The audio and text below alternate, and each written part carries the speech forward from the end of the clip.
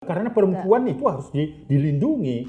Kalau kita menuntut perempuan menghormati suaminya sebagai laki-laki, maka sebaliknya kita harus melindungi perempuan. Jadi pertengkaran atau konflik yang terjadi antara pasangan itu adalah batu-batu atau bumbu-bumbu ya Bang dalam sebuah hubungan. Nggak enak juga Bang kalau datar-datar aja kan. Jangan sampai anak itu hanya dianggap sebagai sosok yang tidak memberikan solusi. Artinya hanya berbuat salah saja. Tetapi mari berikan kesempatan kepada anak sebagai solusi dalam keluarga. Karena memang menikah itu tidak hanya kesiapan secara ekonomi saja, tapi juga kesiapan secara mental, betul, manajemen waktunya, benar. Terus gimana nanti. Memang sebenarnya ketika memang mau menghindari terjadinya kekerasan itu memang membicarakan tentang gimana nanti mengasuh anak memang sudah dibicarakan sebelum menikah.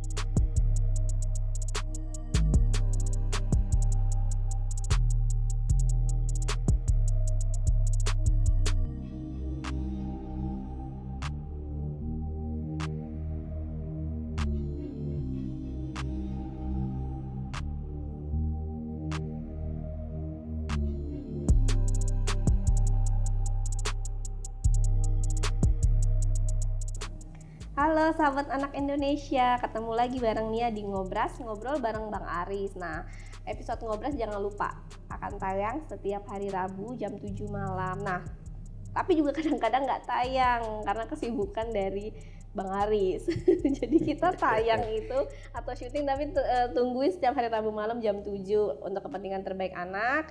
Sahabat anak Indonesia bisa komen, like, subscribe, dan jangan lupa nyalakan notifikasinya di YouTube Aris Merdeka Official. Di sampingnya sudah ada Bang Aris. Apa kabar Bang? Baik Nia, baik. Sehat ya Bang? Prima. Prima, oke. Masih terus prima, semangat menjaga dan melindungi anak-anak karena itu merupakan bela negara. Betul ya. Oke Bang, tapi sebelum kita mulai ngobrol terkait kasus kekerasan terhadap perempuan yang akhirnya berdampak terhadap anak-anak ya Bang ya. Betul. Di lingkungan kita. Tapi mungkin Abang mau sedikit mengucapkan bela sungkawa karena kemarin kan habis gempa ya Bang ya. Betul. Cianjur, dan korban jiwanya sudah hampir 150 orang meninggal dunia.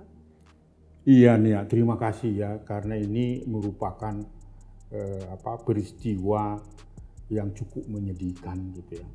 Oleh karena itu saya secara pribadi maupun secara organisasi Komnas Perlindungan Anak ikut prihatin dan turut berduka cita sedalam-dalamnya terhadap peristiwa ini.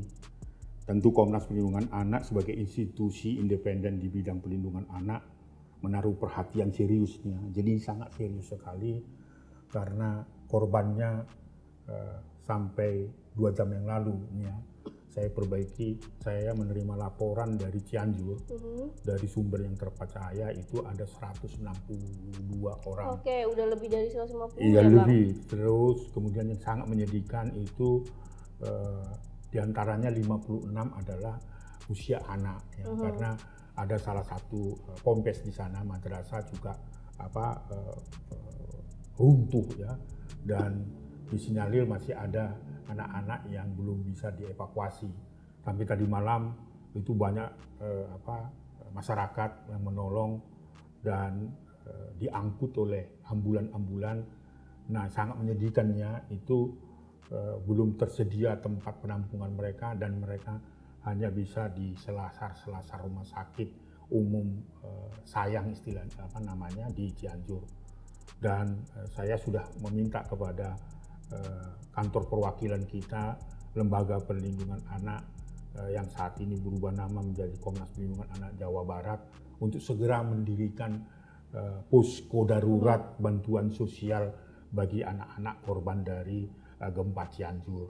Dan saat ini sedang diproses dan kita coba bekerja sama dengan para pegiat perlindungan anak di sana. Sekali lagi Komnas Perlindungan Anak, sebelum kita ngobras dengan masalah-masalah lainnya yang berdampak tentu pada anak-anak juga gitu. Tetapi sekali lagi atas nama Komnas Perlindungan Anak cukup memberikan keprihatinan yang serius, dan bagi masyarakat yang ingin membantu anak-anak berupa kebutuhan dasar anaknya, saya kira Nia bisa juga umumkan kepada publik apa itu kebutuhan dasar yang saat ini diperlukan, karena tempat pengungsian anak itu sangat terbatas, maka dibutuhkan selimut, ya, obat-obatan, pampers, ya, makanan-makanan sehat seperti biskuit, ya, lalu kemudian air mineral dan kebutuhan-kebutuhan dasar yang lainnya lah yang bisa memberikan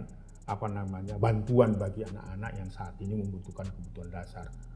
Dan tentu Komnas Perlindungan Anak juga akan segera mengumumkan program reunifikasi, karena ternyata berita banyak yang kami terima atau kita terima dari berbagai sumber itu anak kehilangan kontak, ya, dengan orang tuanya dengan anak-anak, maka perlu ada program apa yang kita sebut namanya reunifikasi bagi anak-anak korban bencana di Cianjur. Sekali lagi kami membutuhkan bantuan semua pihak dapat disalurkan ke Komnas Perlindungan Anak di sekretariat kita di Jalan TBC Matupang 33 Pasar Rebo, Kampung Gedong, Jakarta Timur.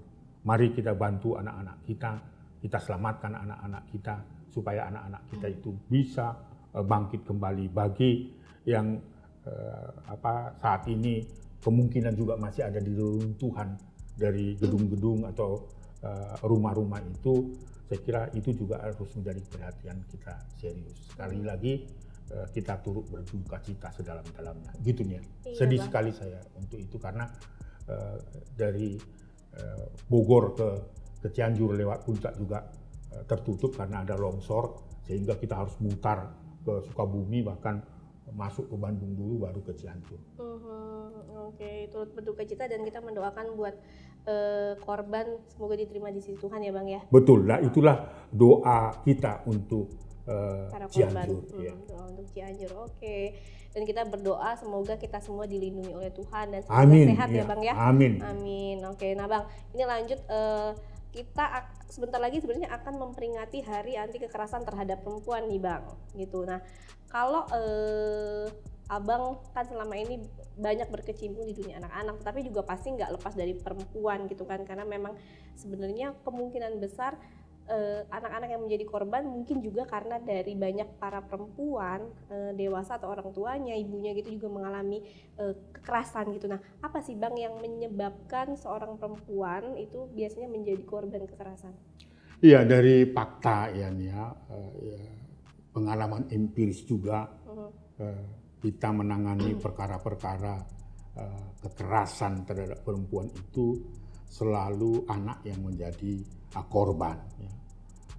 Beberapa pengalaman empirik kita penyebab kekerasan dalam rumah tangga itu terjadi dan dialami perempuan di Indonesia itu karena perempuan masih dianggap subordinat dari laki-laki. Itu sampai hari ini masih berlaku. Ya. Lalu kemudian juga ada doktrin-doktrin, ya, termasuk budaya kita yang tidak memberikan kesempatan bagi perempuan untuk menyuarakan suaranya, ya, di beberapa suku, katakanlah demikian. Ketika seorang perempuan menikah dengan laki-laki, maka dengan pendekatan budaya itu perempuan harus dan wajib untuk menghormati suaminya, sekalipun di dalam kenyataan selalu suami itu tidak pernah menyayangi anak-anaknya menyayangi istrinya sebagai perempuan. Jadi subordinat itu, kemudian juga kebiasaan-kebiasaan budaya, bahkan ajaran-ajaran agama, doktrin-doktrin agama juga itu tidak memberikan kesempatan untuk perempuan speak up, ya, terhadap apa yang dialami. Jadi selain memang perempuan sebagai subordinat, perempuan itu sudah ditempatkan harus tunduk pada laki-laki. Itu yang masih terus harus diperjuangkan. Nah, ketika itu terjadi, maka perempuan selalu dalam posisi tidak berdaya. Jadi itu penyebab kekerasan terjadi dalam rumah tangga, belum lagi dipengaruhi oleh lingkungan terdekat, ya. Ketika dia sudah ikut suami, maka dia harus juga bukan tunduk pada suami dan menghormati suaminya, tetapi juga orang di sekitar yang ada di situ, ya. Kalau kebetulan ketemu dengan keluarga ya ring yang berikut dari di luar suami misalnya, itu baik, kemudian juga menghargai perempuan dan sebagainya sih tidak ada masalah. Tetapi ketika itu diletakkan bahwa tanda petik seolah-olah sudah dijual begitu, karena ada salah satu faktor budaya juga, itu ada yang disebut namanya sinamot. Sinamot itu adalah laki-laki membayar mahar atau apalah istilahnya itu kepada keluarga perempuan, sehingga perempuan itu masuk dalam keluarga laki-laki, di sana dia harus tunduk terhadap aturan-aturan di sekitar itu. Jadi itu salah satu ya. Banyak faktor yang lainnya. Tadi doktrin, agama juga ada menyebutkan dan seterusnya begitu. Nah, kalau kasus yang paling banyak terjadi terhadap perempuan kekerasannya itu biasanya sama nggak Bang dengan kasus anak-anak? Kalau anak-anak kan lebih kasus kekerasan seksual gitu kan, kekerasan fisik. Nah, kalau kepada perempuan biasanya kasus apa sih Bang yang paling Iya, banyak? jadi seperti yang saya katakan itu, bahwa kekerasan dalam rumah tangga itu kan bukan hanya sekedar kekerasan fisik yang dikenal masyarakat kan. Menghambat aktivitas istri atau seorang perempuan saja itu bagian dari pengekangan kan. Jadi kalau itu muncul pengekangan, tidak memberikan kebebasan bagi perempuan, bagi istrinya untuk berekspresi, itu juga bagian dari kekerasan. Apalagi kalau itu misalnya terbukti melakukan perselingkuhan, seperti beberapa berita di media sosial yang sangat viral itu kan, seorang selebriti dan sebagainya mengalami kekerasan dalam rumah tangga karena suaminya dituduh atau disangkakan melakukan perselingkuhan. Bentuk-bentuk kekerasan lagi, memaksa istri untuk melakukan hubungan seksual pada saat yang tidak mood misalnya, itu juga bagian dari kekerasan dalam rumah tangga. Jadi kekerasan dalam rumah tangga itu berlaku dalam lingkup keluarga itu siapapun. Kalau misalnya suaminya melakukan kekerasan pada pembantunya, pada anaknya dan sebagainya, itu adalah bagian dari kekerasan. Belum lagi misalnya pengekangan, tadi kan saya sebutkan dengan kebebasan berekspresi bagi perempuan, kemudian juga tidak memberikan nafkah secara lengkap dalam arti sesuai dengan kebutuhan dasar dari keluarga, itu juga bentuk kekerasan.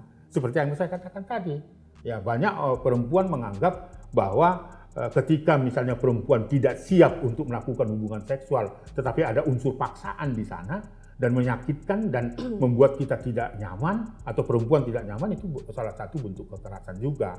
Jadi bentuk-bentuk kekerasan bukan hanya fisik tetapi seksual juga, pengabaian untuk menghambat ekspresi dari seorang perempuan dalam rumah tangga, itu juga bagian dari kekerasan dalam rumah tangga. Hati-hati gitu loh, itu luas, apalagi sekarang ini kan sudah ada undang-undang yang saya tidak lupa sudah disahkan per 12 April tahun ini ya, tahun 2022, tidak pidana kekerasan seksual, dan itu sudah berlaku dan bisa dipakai sebagai penegakan hukum. Artinya itu juga di dalam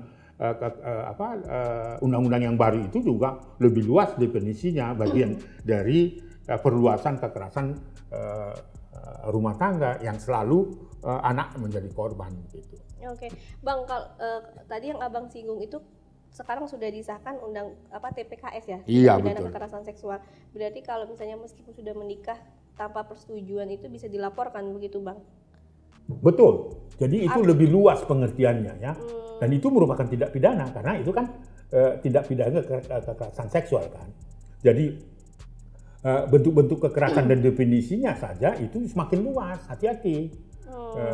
Selain undang-undang kekerasan dalam rumah tangga, tapi dilengkapi tindak pidananya kalau itu dilanggar, diatur di dalam undang-undang yang baru itu. Nah, Abang sebagai laki-laki merasa dirugikan nggak sih Bang dengan adanya undang-undang TPKS ini? Saya kira enggak, karena perempuan itu harus dilindungi.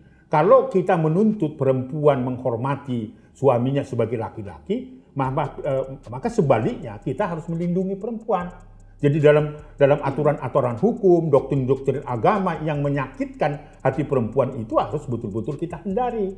Kalau kita mau bicara tentang hak asasi ya, kalau hak asasi itu kan bukan hanya miliknya laki-laki tetapi perempuan.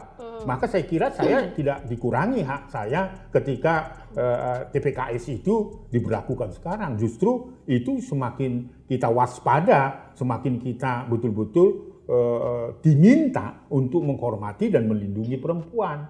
Jadi perempuan tidak boleh mengalami kekerasan. Karena kalau saya secara pribadi, saya menyadari karena saya datang dari seorang perempuan, saya dilahirkan dari seorang ibu, maka saya harus menghormati itu. Itu harus prinsip. Tetapi kadang-kadang kan ini dipengaruhi oleh doktrin-doktrin yang lainnya. Sehingga apa yang sebenarnya kita harus jalankan menghormati perempuan dan sebagainya, tetapi karena ada doktrin-doktrin itu, seolah-olah kita lupa terhadap itu. Jadi kalau pertanyaan Nia, dirugikan nggak dengan lahirnya TPKS? Enggak, saya justru semakin waspada, semakin betul-betul menempatkan perempuan yang harus dihormati dan dilindunginya. Oke, karena banyak pro kontra di kalangan masyarakat ketika ini mau disahkan kan Bang gitu. Ya begitu lama ya, anggota DPR sendiri kan juga lama sekali kan, dibalikkan lagi, lalu dibahas lagi, itu kan sempat juga saya termasuk juga aktivis-aktivis perempuan dan aktivis anak, ya, aktivis hak asasi manusia, merasa khawatir ketika undang-undang itu belum disahkan.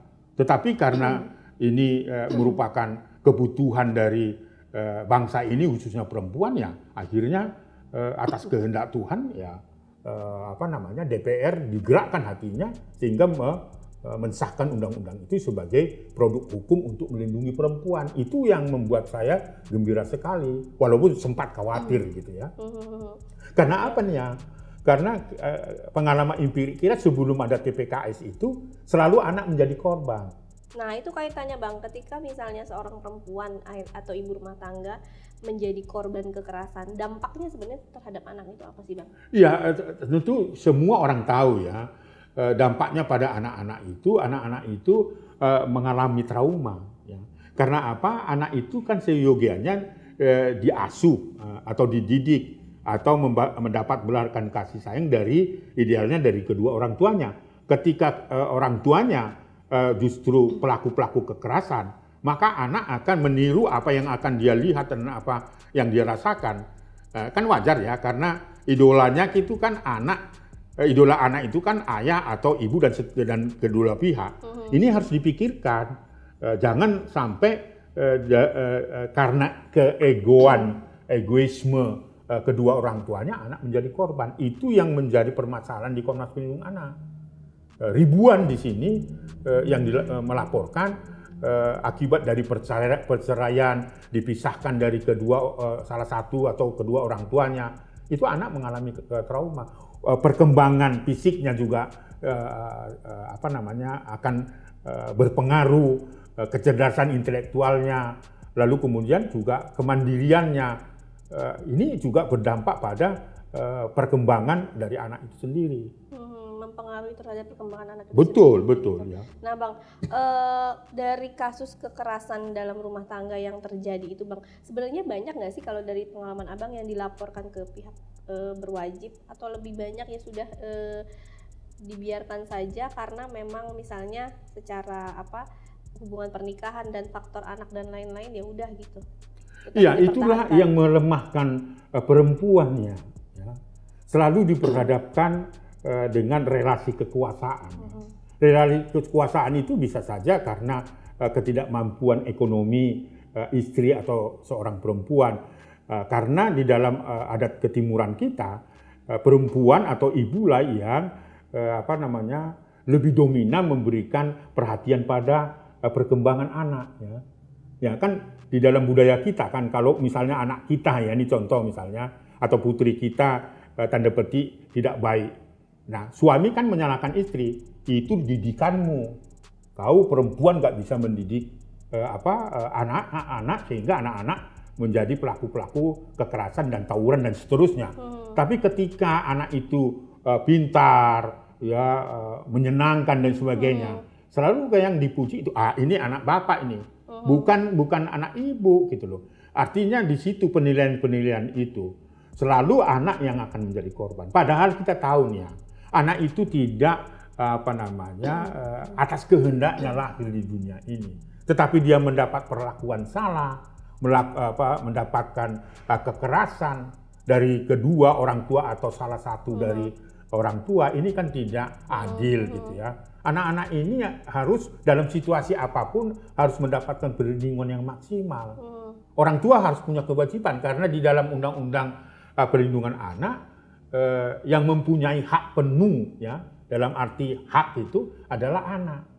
Kewajiban itu melekat pada Anak. orang tua. Oh, pada orang tua. Jadi kalau kewajiban itu tidak diberikan kepada kewajiban. anak, haknya kan melekat pada anak ya, mendapatkan belajar sayang, mendapat hak bermain, pendidikan, mendapatkan perlindungan dari korban-korban kekerasan. Itu kan hak anak yang melekat yang tidak bisa dikurangi kan. Lalu untuk mengimplementasikan itu adalah kewajiban orang tua. Oh iya, oke. Jadi kalau kewajiban orang tua tidak diberikan untuk memenuhi hak yang saya sebut tadi, itu pelanggaran terhadap hak anak. Nah, jadi kalau ada kekerasan dalam rumah tangga, laki-laki atau suami dengan istri dan sebagainya, lalu mengabaikan hak anak itu, maka itu merupakan bentuk kekerasan dan pelanggaran terhadap anak. Seperti pertanyaanmu tadi, dampaknya tentu perkembangannya akan terganggu, intelektualitasnya juga akan terganggu, ya kan? Nilai-nilai juangnya, menghormati sesamanya, menghormati orang dewasa itu akan tidak bisa tercapai karena dia dididik dengan kekerasan dan dipaksa untuk melihat keadaan yang sesungguhnya itu bukanlah harus dipertontonkan kedua orang tuanya pada anak.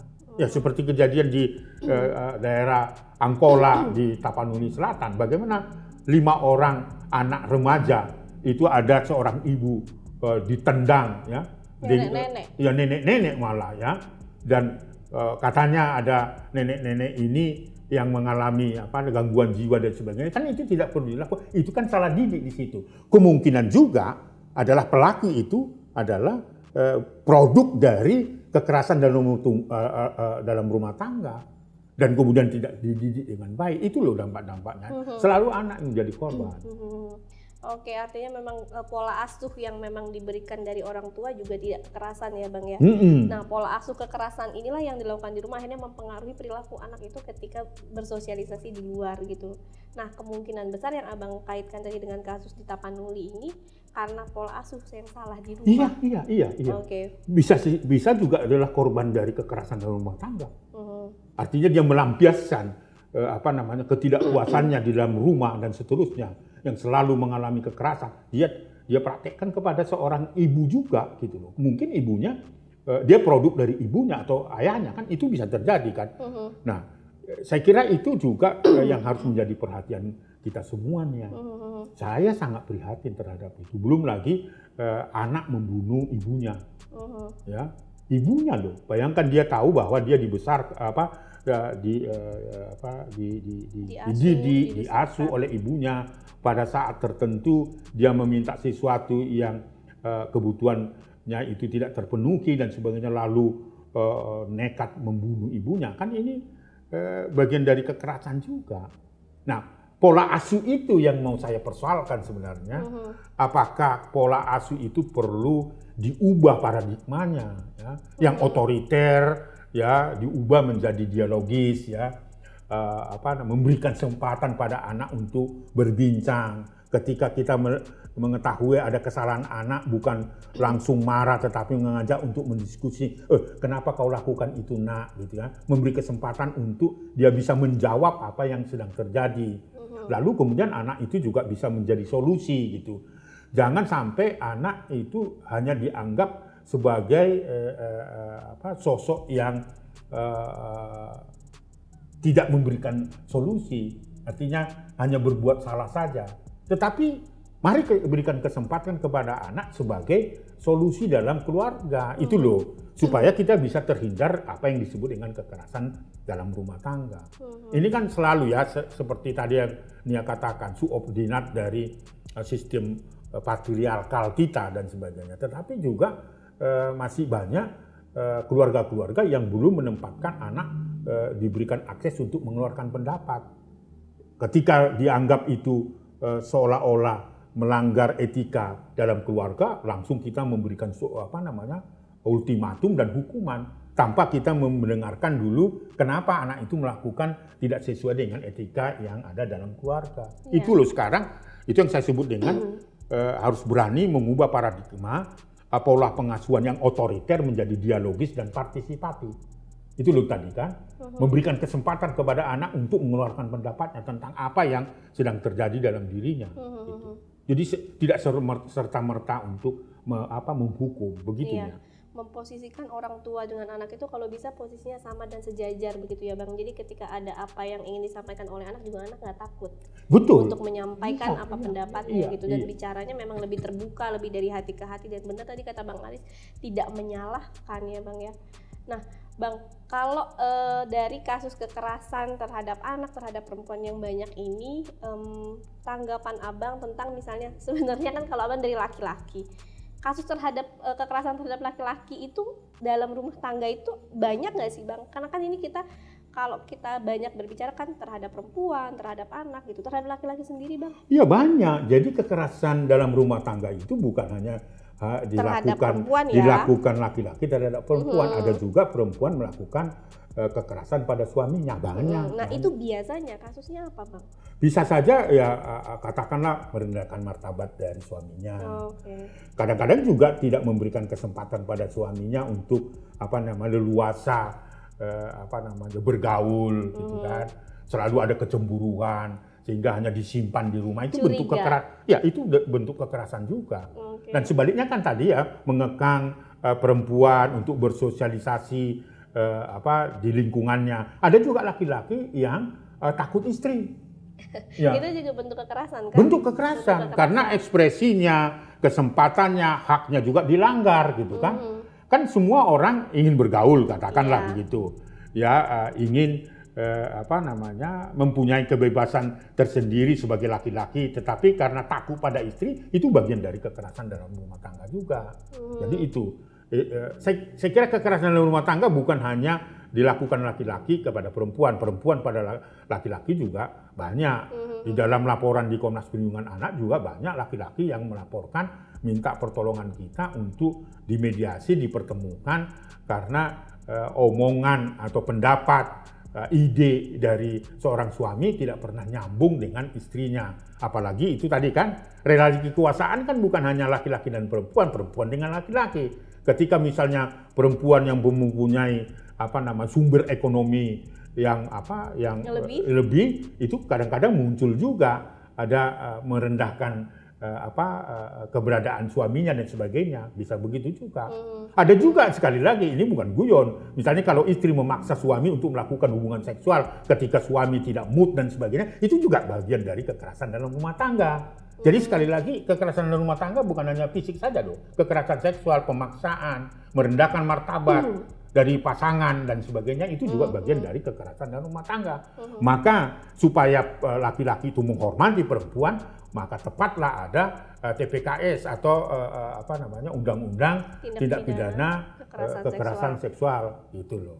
Oke. Itu harus penting. Iya, bagus nih kata Bang Aris. Yang penting adalah kalau sebuah pernikahan itu ya relasi kuasanya ya sebaiknya memang di laki-laki begitu ya Bang. Tetapi juga secara porsi pekerjaan di rumah ya tidak seharusnya harus perempuan semua. Kalau bisa dilakukan bersama-sama kenapa enggak? Kenapa ya? Saya kira pekerjaan mengepel, memberikan kopi kepada istri dan sebagainya ini bukan karena kita direndahkan di situ, tetapi kita bersepakat. Saya mau menyenangkan istri saya karena mungkin istri saya atau istri kawan-kawan pecandu kopi ya kita siapkan. Atau menyiapkan sarapan pagi kalau istri sedang tidak mood gitu karena nggak enak badan dan sebagainya.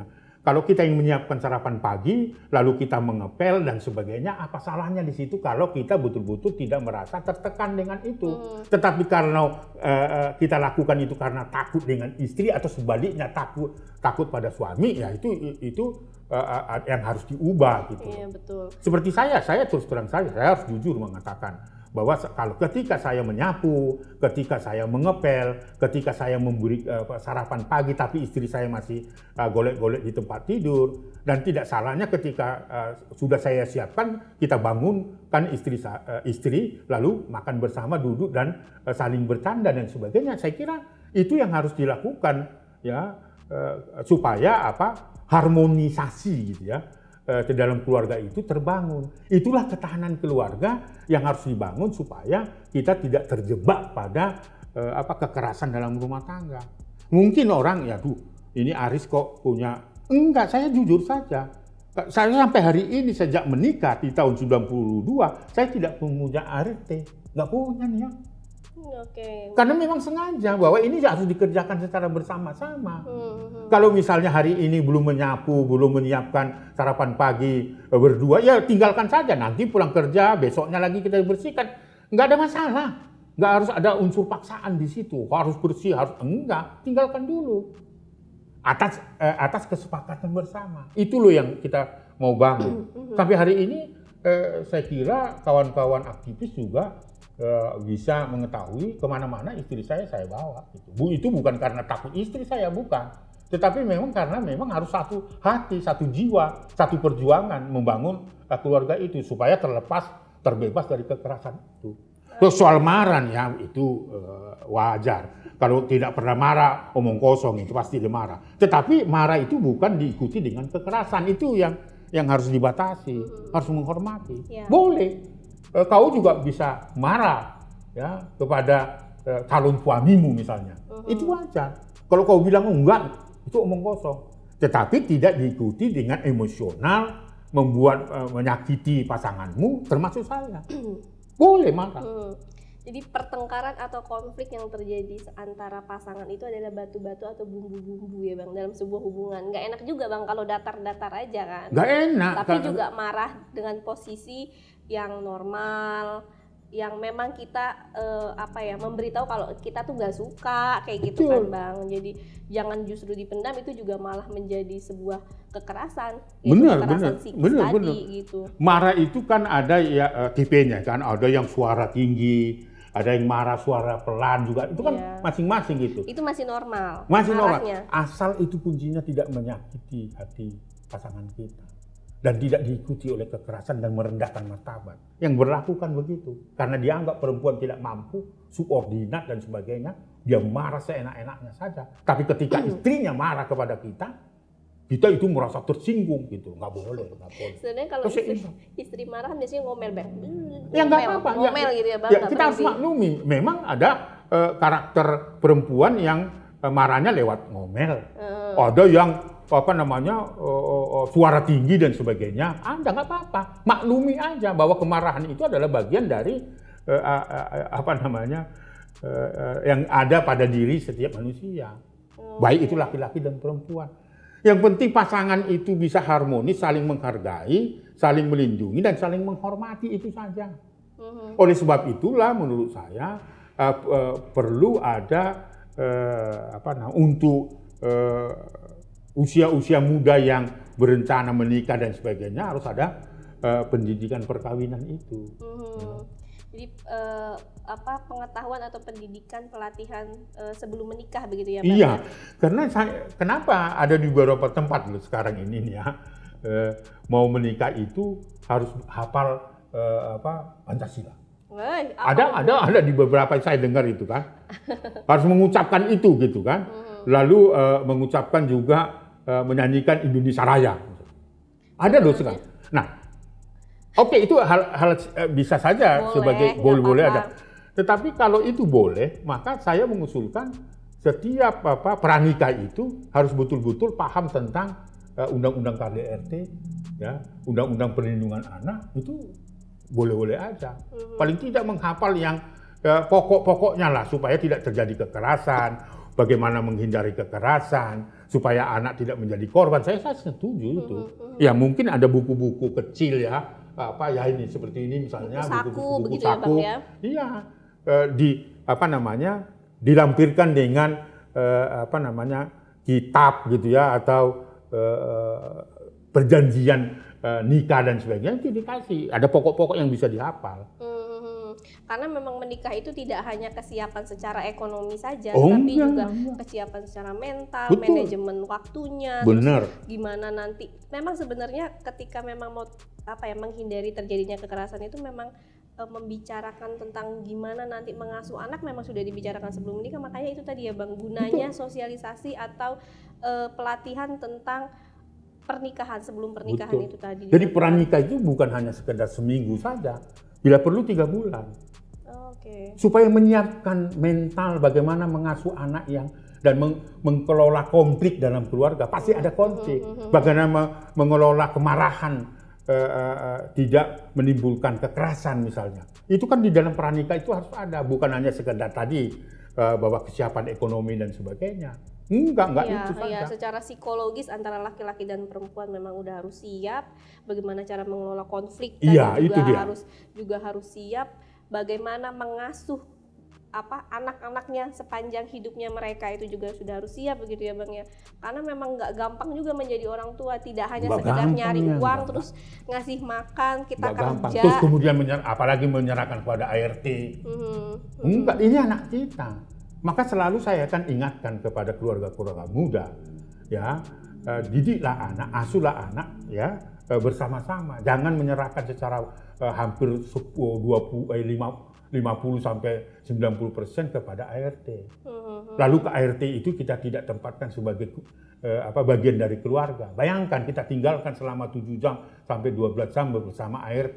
Tetapi kita tidak percaya pada ART kita, anak kita kan akan dididik oleh tidak sesuai dengan apa yang kita inginkan. Jadi hati-hati. Itu yang saya juga bagaimana kita mengelola konflik itu.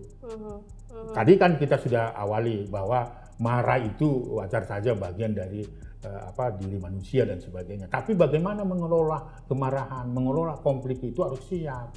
Karena saya terus terang aja saya mengatakan saya sudah menikah tahun 92 ya. Itu kan sudah puluhan tahun berarti kan. Ada fase-fase pada usia perkawinan 2 tahun akan terjadi konflik begini ya. Apalagi misalnya persoalan anak dan sebagainya. Pada usia perkawinan masuk usia 30 ya, masuk ke fase berikutnya itu ada konflik-konflik itu. Jadi bagaimana kita mengelola itu? Jangan dikira ketika kita menikah lalu kemudian itu akan mulus saja, pasti ada peristiwa karena kita akan mengenal pasangan kita juga sebentar kan. Ya kan? Jadi bagaimana kita dikenal oleh istri kita atau kita mengenal istri kan pada saat tertentu ada hal-hal yang nggak pernah terbayangkan tapi muncul pada usia perkawinan 2 tahun, 3 tahun, 30 tahun. Bahkan ada yang minta menggugat perceraian ketika perkawinannya ada 30 tahun dengan alasan tidak harmonis. Duh, sejak awal kok nggak harmonis. Itu yang menurut saya karena ada fase-fase yang tidak pernah dipahami. Nah itu juga penyebab munculnya kekerasan terhadap perempuan. Oke, seru banget nih obrolan terkait itu tadi. Memang dunia pernikahan itu memang menjadi suatu proses pembelajaran seumur hidup yang akan kita lewati ya Bang, terutama buat yang sudah menikah. Dan itu kita belajarnya setiap hari. Setiap hari nggak bisa terputus. Iya, setiap hari. Setiap hari harus betul-betul tentu diikuti dengan pemahaman iman ya. Nilai-nilai keagamaan itu juga perlu ditanamkan setiap hari sehingga kita betul-betul tidak terjebak pada doktrin-doktrin yang justru merugikan diri kita baik laki-laki dan perempuan. Jadi saya kira ini adalah momentum hari anti kekerasan terhadap perempuan. Ini tentu bisa kita gunakan sebagai refleksi bahwa masih banyak dan banyak kasus perempuan membutuhkan perlindungan dan kasih sayang. Bukan berarti perempuan ketika tidak berdaya langsung itu menjadi kesempatan pada laki-laki untuk menindas perempuan, enggak. Jadi saya kira ini momentum kepada kita semua laki-laki dan perempuan, mari kita saling menghormati. Kalau kita mau dihormati oleh istri kita, ya kita juga harus menghormati sebaliknya istri, karena kita sama-sama ciptaan Tuhan. Hanya saya dengan dia berbeda, laki-laki dan perempuan, hak kita sama, ya. Makan kita juga sama. Mungkin saya 2 piring, kau sepiring, tapi tetap hak mendapatkan makanan itu tidak bisa hilang. Jadi saya kira dalam kerangka Hari Anti Kekerasan Terhadap Perempuan, marilah kita menempatkan perempuan itu sama dengan laki-laki, hak yang sama, saling menghormati, saling mencintai dan seterusnya, supaya kita bisa terhindar dari kekerasan dalam rumah tangga. Dan hati-hati karena korban-korban dari kekerasan rumah tangga itu dipastikan anak ya. Ribuan pengaduan di Komnas Perlindungan Anak itu tidak terlepas dengan anak menjadi korban. Oke, Bang. Seru banget obrolan kita hari ini. Semoga dengan nanti Hari Kekerasan Terhadap Perempuan juga banyak kasus-kasus di Indonesia yang memang sudah lama berani diungkap, dilaporkan, juga terhindar dari perempuan ini terhindar, dan banyak perempuan-perempuan lain yang berani speak up begitu ya, Bang ya. Itu kuncinya. Harus berani speak up. Tapi ketika berani speak up dan melaporkan karena itu merupakan tindak pidana dan itu bukan delik aduan tetapi itu delik biasa, maka harus konsisten terhadap itu. Jangan takut kehilangan suami. Bagaimana dan kita mempertahankan suami, tetapi suami tidak memberikan jaminan perlindungan bagi kita yang berdampak pada anak kita, ya itu mendapat pikiran perhatian kita.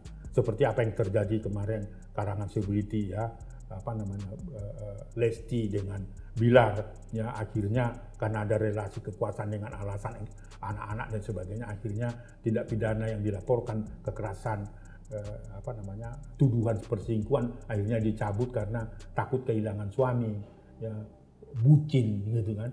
Kemudian padahal anak mereka belum memahami apa yang sesungguhnya terjadi. Jadi jangan diambil alasan untuk mengeksploitasi hal-hal untuk kelemahan kita sendiri.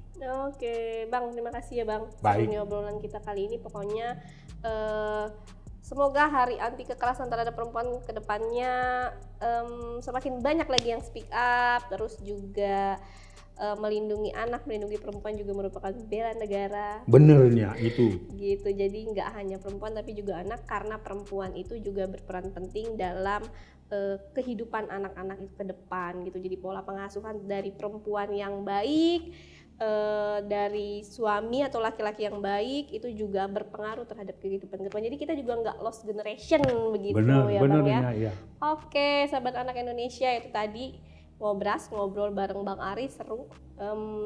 Seru ya? Seru dong Bang. Banyak yang bisa kita ambil, intinya adalah ketika sebelum menikah tidak hanya kesiapan ekonomi, tapi juga secara psikologis antara perempuan dan laki-laki, mungkin juga bisa ke psikolog. Jadi mengkonsultasikan tentang gimana sih laki-laki yang akan menjadi pasangan hidup kamu dan gimana sih perempuan yang akan menjadi pasangan. Jadi itu juga salah satu yang bisa mencegah konflik itu terjadi ketika nanti sudah menikah. Jadi kita sudah memahami gitu Bang, pasangan kita itu kalau misalnya nanti ke depan konfliknya seperti apa, jadi kita bisa melakukan atau bisa mencegahnya dengan cara apa, solusinya sehingga gimana. kita mempunyai kemampuan mengelola konflik ya dalam keluarga yang dari fase ke fase itu ya, itu dihadapi tetapi kita mampu mengelola. Iya gitu, dan juga ketika sudah punya anak juga punya kesiapan gak hanya secara fisik tetapi psikologis, karena memang orang tua itu hadir dalam kehidupan sepanjang hidup anak itu. Nah itu tadi, jangan lupa saksikan Ngobrol bareng Bang Aris setiap hari Rabu jam 7 malam. Untuk kepentingan terbaik anak, dukung terus Aris Merdeka Official dengan cara like, comment, share, dan subscribe. Serta jangan lupa nyalakan notifikasinya. Saya Nia undur diri, salam anak Indonesia. Menjaga dan melindungi anak merupakan bela negara. Anak terlindungi, Indonesia maju.